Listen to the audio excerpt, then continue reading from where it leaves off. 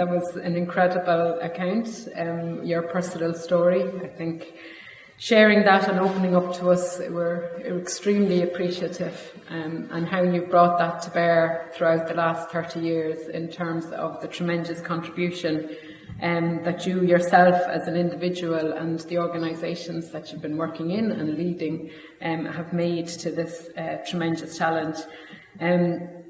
I think you've really put it out there to each one of us in terms of the challenge that we all have as individuals in our own capacity, in our own personal capacities, but also in capacities in which we operate.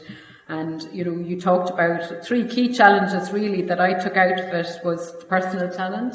And, you know, whether you're living or not living with HIV, it's still a personal challenge to be very open and talk about the issues that you've highlighted, and particularly for key populations, which I kind of find are always on the periphery and are neglected and are not necessarily in the discourse. And I think you highlighted that very, very clearly.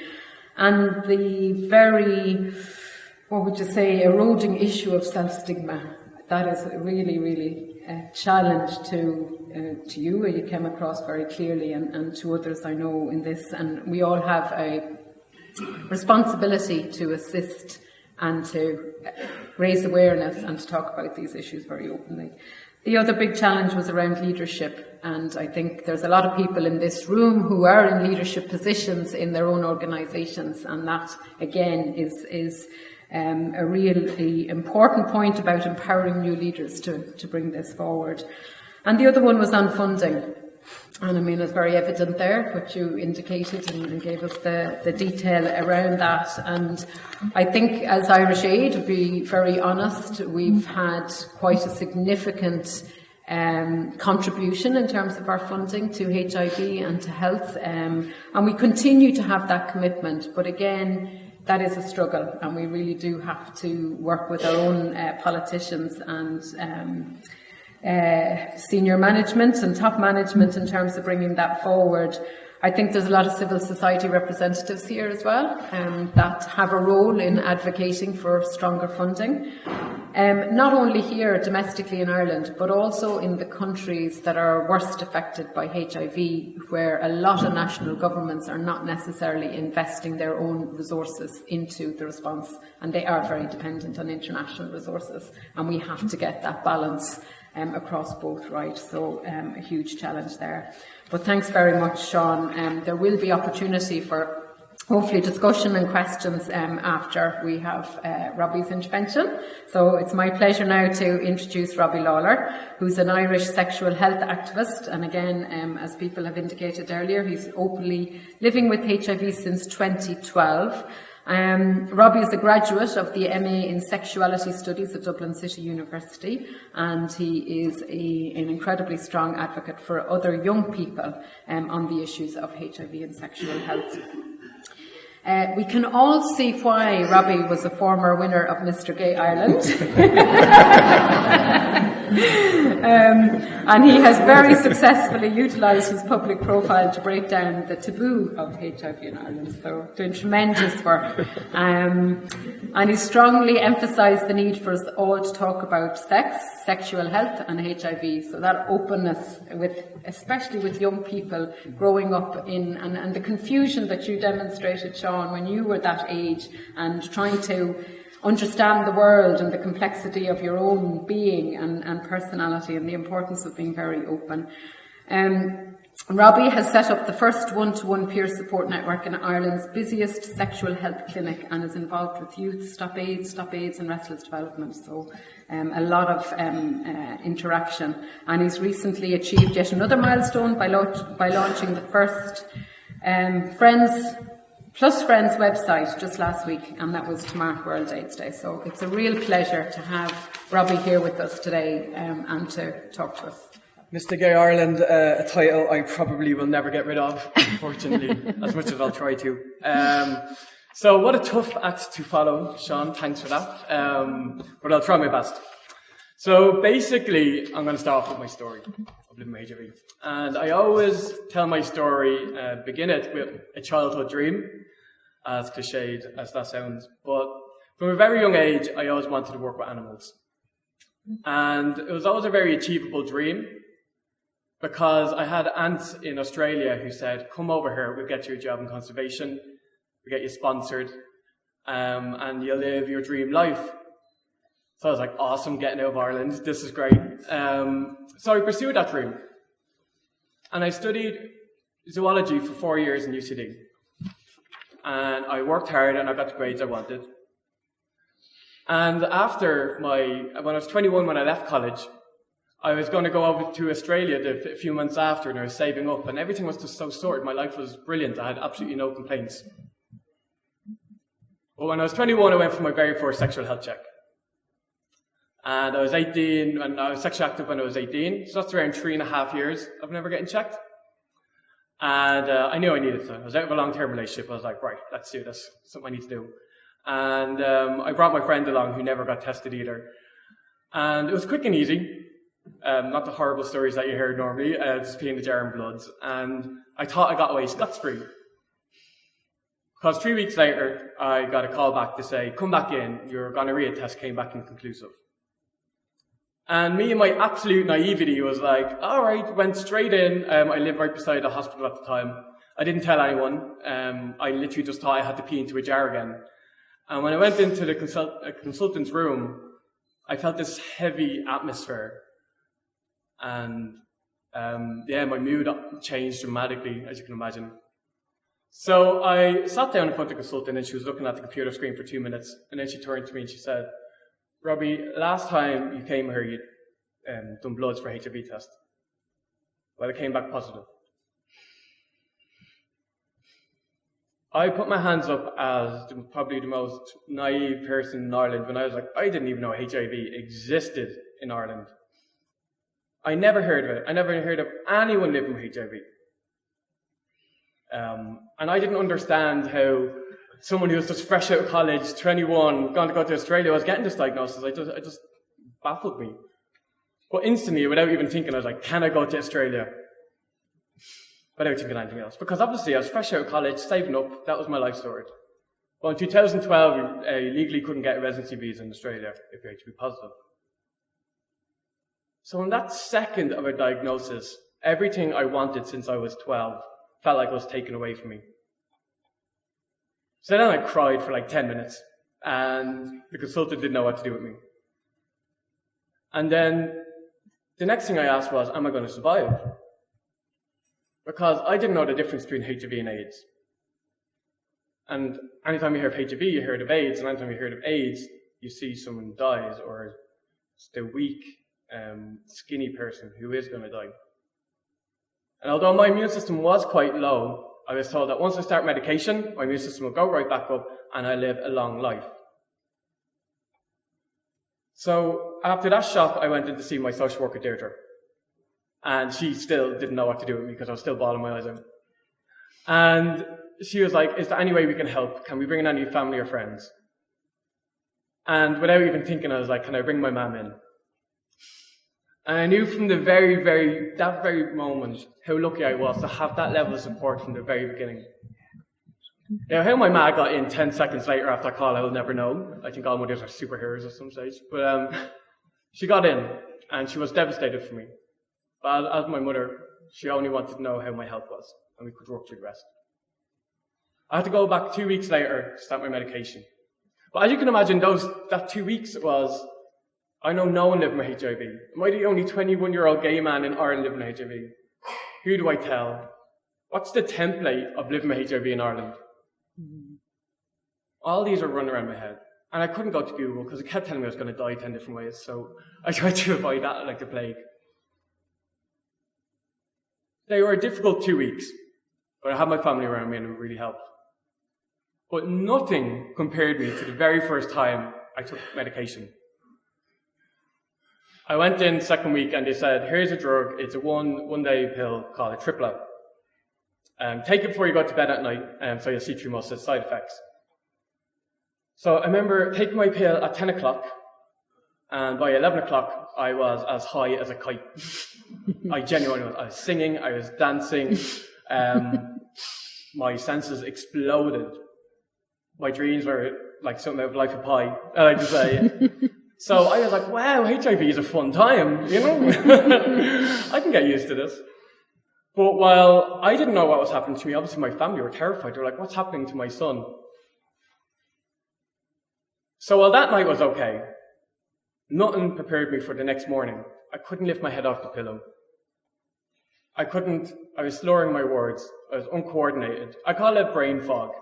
It's this heavy density thing over your brain where you can't even, everything's in slow motion almost. And it wasn't until 5 o'clock that I felt like that brain fog was lifting, but by 10 o'clock I had to take that pill again. Every night for 2 weeks, the highs kept getting higher and the lows kept getting lower. Until the 14th day where I was eating dinner with my family and I couldn't even lift up my fork to eat my dinner. And I looked to my mum, I was like, Mum, I'd rather have 2 years left of my life than take that pill one more day. And I don't want to sound dramatic, but life wasn't worth living like that because I was lifeless, essentially. So my mad dragged me to the clinic that day. No appointment, nothing. She's like, I'm not having that talk in my house. And I'm glad she did, because the minute I got in, they get out to me. They were like, there's so many different drugs out there, why didn't you come in if the side effects were that bad? And I was like, no one fucking told me that.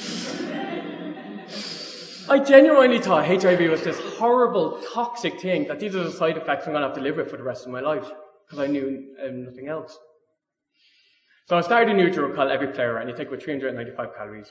Well, it's just a sandwich, and was fine. And by the second day, I could smile again. It seems like such a small thing, but at that point, I was like, do you know what? I can get on with HIV. I can now get a hold of it. But unfortunately, a triplet would stay in my system for 3 months after, and it gave me symptoms like absentee seizures, which a neurologist said you generally found in children, but I was getting around 20 a day. But they lessened as 3 months went on. And then the other, more frightening side effect was I was getting delusions. And they had frightening consequences, but that's another story anyways. But what the psychiatrist told me at that point was that I had a 40% chance of developing paranoid schizophrenia because my father lived with paranoid schizophrenia. So as you can imagine, just to put my life in context, I was given a HIV diagnosis. I went to college for 4 years to pursue a dream that I've always had, and I felt that was taken away from me. I was unemployed because I was very ill. I was told I might have to live with paranoid schizophrenia, take more drugs that will affect my brain. And I had to move home. And I felt like I was an emotional burden on my friends and family. So as you can imagine, I thought I hit rock bottom. I really did. And I never suffered from any mental health issues. But depression just crashed in. And if you never suffer from mental health issues, you don't really know what depression is until you're in the depths of it. But after 3 months went on, and the drugs left my system, and I was getting all those horrible side effects left, my mum came back to me, and she said, Robbie, do you know what? Life's still happening on outside these doors. It's time for you to get back out there. So I was like, all right, Ma, I'll do it. So I went to my social worker, Deirdre, who I was talking to originally, primary care.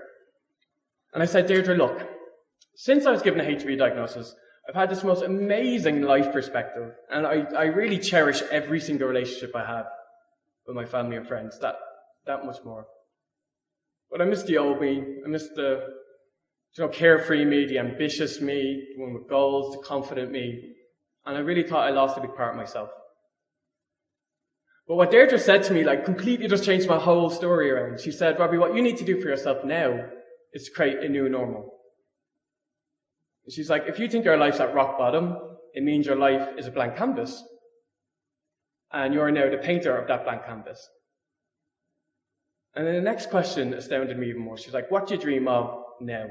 Because I was so caught up with what I lost and the limitations of HIV that I never thought I can have a life onwards. And from that one conversation, I knew I wanted to provide resources for people living with HIV, resources that simply were not there in 2012 when I was diagnosed. And from that one conversation, I set up the Forest Peer Support Network within that social work network. So any young person who's diagnosed with HIV, who just wants to have a coffee or a chat, could just come talk to me. It's all at my own time and money, but you know what, I don't care. Because I always said, if that resource was available when I was diagnosed with HIV, I wouldn't have had to be on a triplet for so long. I would have had someone to ask these questions. I wouldn't have had those awful side effects for so long if that was the case. And what I realised is that by the third conversation, HIV actually isn't that big deal of them anymore. Just talk about how crap their job is or the boys they like, So it brings them back to the very real, just human side. Another thing that I saw was completely lacking in Ireland was this sense of community for people living with HIV, because Open Heart House was closed at that stage. And for me, it was so important to see positive role models in Ireland. So what I got involved in heavily was Plus Friends. And basically, that's a social support group, not an emotional support, a social support group, because we want people to get out there, have a sense of community, not be isolated, see other positive role models and grow from that.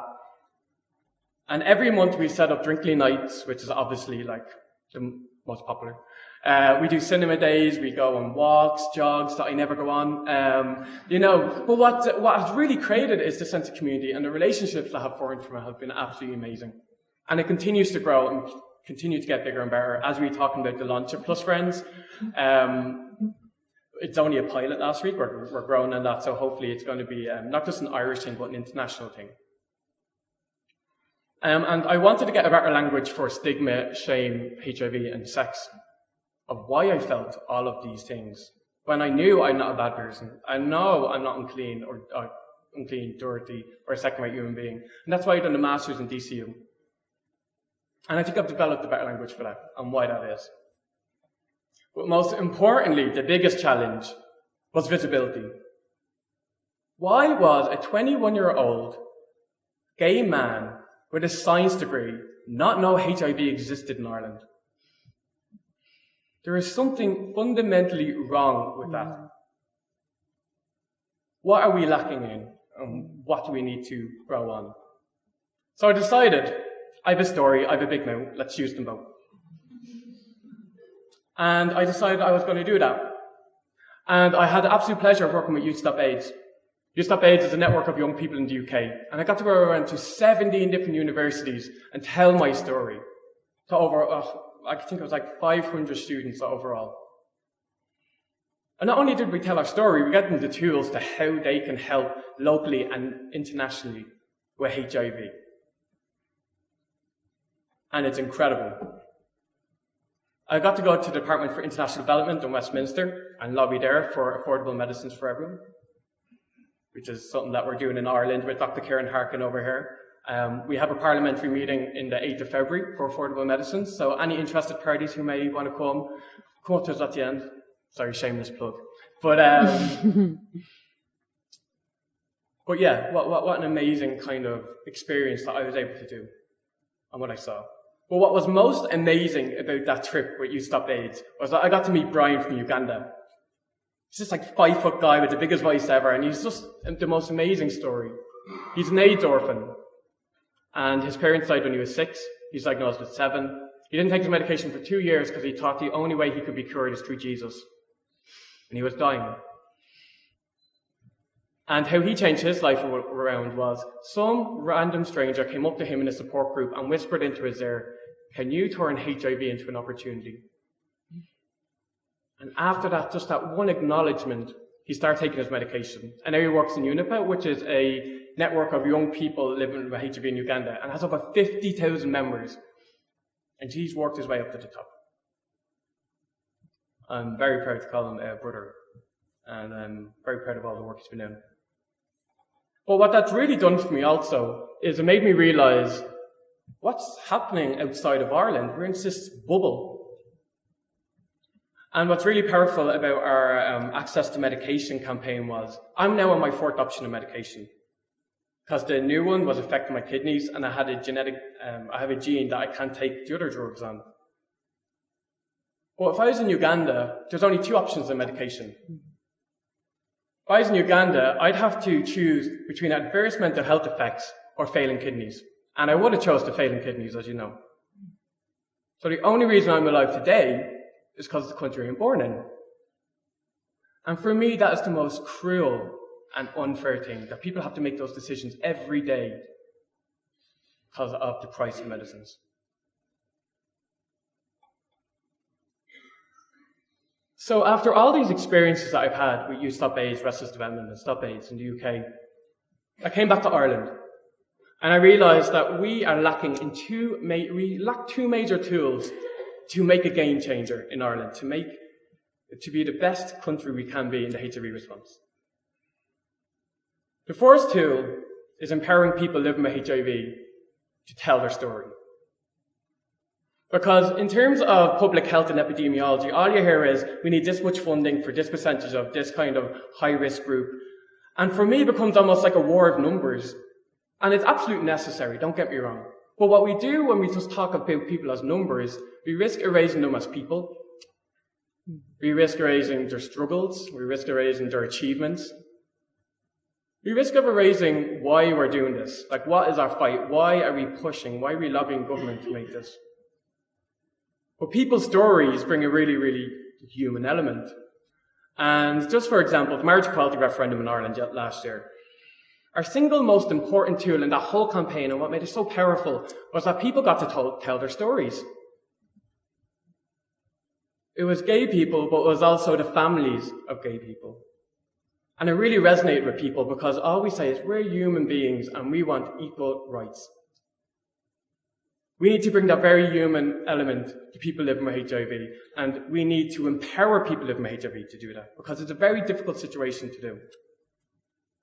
When you're diagnosed for the very first time, you go into your social worker and they'll be like, be careful who you tell, because once it's out, you can't take it back. That's terrifying. From the very beginning, you're told you've something to be ashamed of. We need to tell people that HIV may change you, but you are not reduced by it.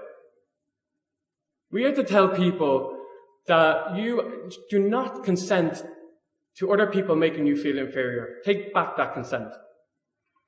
And take back and understand that you have worth. You're not dirty. You're just a human being getting on with their life to the best that they can, like everyone else. That's what we need to tell people at the very beginning. The other tool is young people. I had the absolute pleasure of meeting hundreds of young people in the UK and Ireland. And young people really want to get involved in HIV. And not only do they want to get involved, they want to stamp their feet, scream, be the most annoying people ever, and it's amazing. But we need to give them that platform in which they can do it. I give my talks, and then people are like, well, what can we do? And if I don't have the tools there, well, then it's just wasted energy. Young people are the most creative, fun people, and they really get involved in social issues if we tell them how. So I'm going to give two, maybe three examples of how young people have inspired me. One, I was in Glasgow there 3 weeks ago, and it was over 100 young people from all over the UK came together for a national gathering with Youth Stop AIDS.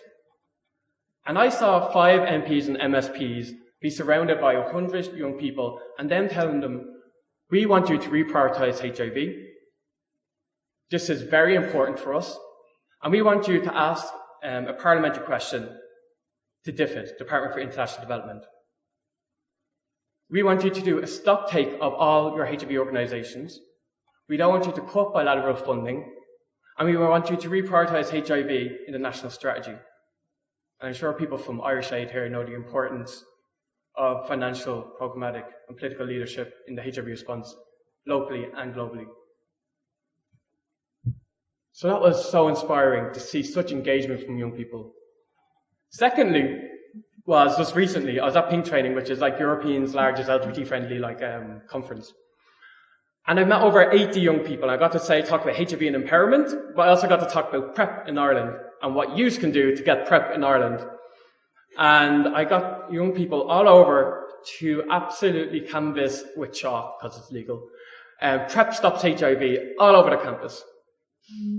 And from Dundalk IT to Sligo to Galway to Cork to all over Dublin, it was plastered in chalk, and the social media reaction was amazing. They all wrote to their local TDs. No, they tweeted them because they ignore mails, and you can't ignore a tweet. And they wanted to do this, and I just thought I was absolutely astounded by the response from one talk. Imagine what we could do if we have something structured and we have policy leadership in how young people can get involved nationally, but internationally too. There's an absolute correlation there. And we need to really harness that pool of energy that's completely wasted at this stage. Another thing is Sean Dunn is a playwright, and we're working together on a play about people living with HIV, and he's 26 now. And what's very interesting about Sean is he's one of the guys who I went back to as like, I got tested for HIV, you need to get tested. And he came back to me 2 years later, he's like, Robbie, I want to make a play about people living with HIV in Ireland. And I want to talk about stigma disclosure, but I want to talk about empowerment, and I want to give real stories. Young people are amazing. He wants to use his talent, his resource, to campaign to people who maybe our campaigns completely lacking getting. So we really need to utilise this in the best way we can. And in terms of grassroots movement, ACT UP Dublin set up a chapter, and for World AIDS Day, they set an alarm clock outside the Department for Health. And it was to waken up what is our dormant government and our dormant HIV institutions in Ireland. It was very symbolic, the alarm clock. And we got an amazing reaction, and it was fun, freezing, but fun. And we're going to continue, because do you know what? ACT UP is set up in anger, and we need to be angry. So there are a few things that I've been talking about, because I'm going to talk to you why we need to do them in Ireland. And there's a few key points there. HIV rates have never been higher in Ireland. As everyone's been saying tonight, between 2014 and 2015, there's a 30% increase of HIV rates in Ireland. This year, week 47 from last year, we have an increase of 22 people from people diagnosed last year. 22 people may not seem like much, but we should hold every single new diagnosis as significant. And 22 diagnoses is very significant. We know that STI testing in Ireland is notoriously low. We need better access to clinics and free STI testing sites. And for example, remember I said I got my very first sexual health check at 21? I went to the St. James's Hospital twice when I was 19 and 20. But there's 30 tickets given out at 7:30. I was ticket number 31, I was ticket number 32. So I didn't get seen to. And my immune system was affected.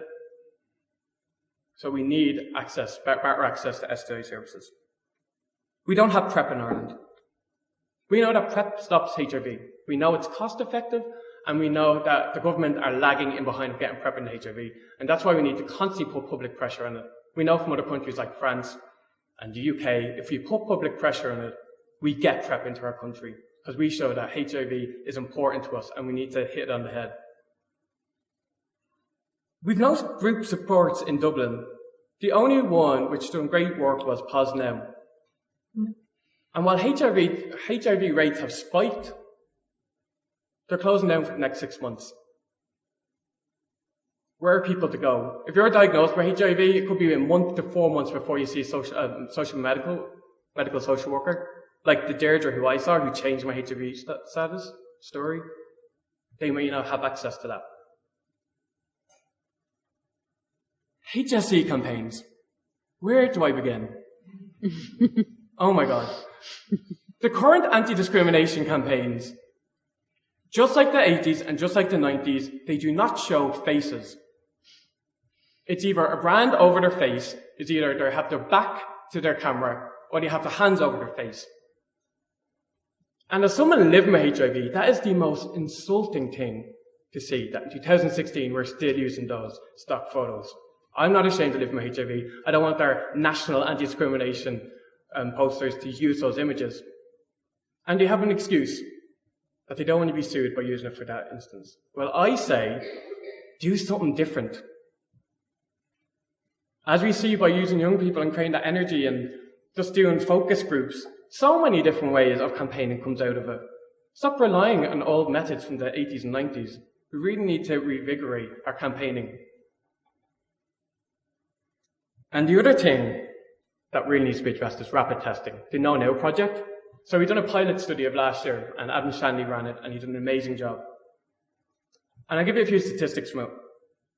We know from the last few months that it's been up, nationally we had a 1.6 pickup of all HIV drugs, HIV tests given of HIV. That's 5 times the rate that we have in clinics, 5 times the pickup. In Dublin, we have 2.3 the pickup rate for the HIV diagnosis we do. That's 10 times the clinic that you get in the clinical setting. And once you get people diagnosed with HIV, we get them on medication, they're not transmissible, we lower the numbers of HIV transmissions. In 2017, there's no funding for rapid testing in Ireland, even though we have these phenomenal results. And that needs to change. What we need to do now is we need to start investing smartly in where we're putting our money. We need campaigns that are effective, and we need campaigns that are consistent. I had a friend there the other day, she's like, Robbie, I'm so sick of hearing your story. I'm like, good, I'm doing my job. You know HIV exists in Ireland, you know how to protect yourself, you know how to talk about it. And that's what we need to do. Not many people go looking for HIV and information. It needs to be in people's faces. And what best way to do that than stamping and screaming of young people, and not even young people, everyone. My vision is the same as the Sustainable Development Goals, 3.3, of 0 new HIV infections, 0 AIDS-related deaths, and 0 stigma and discrimination. Now, as Sean says, we're actually backtracking on that. Well, I think Ireland, because we're so small, that we should be pioneers in the HIV response. We can actually achieve those numbers if we use every single tool we have. But we need to act now. Those numbers may seem very idealistic. So I'll end on this quote by the amazing Professor Garrett Brown. Historically, every normatively important point was considered too idealistic to begin with. Thanks very much.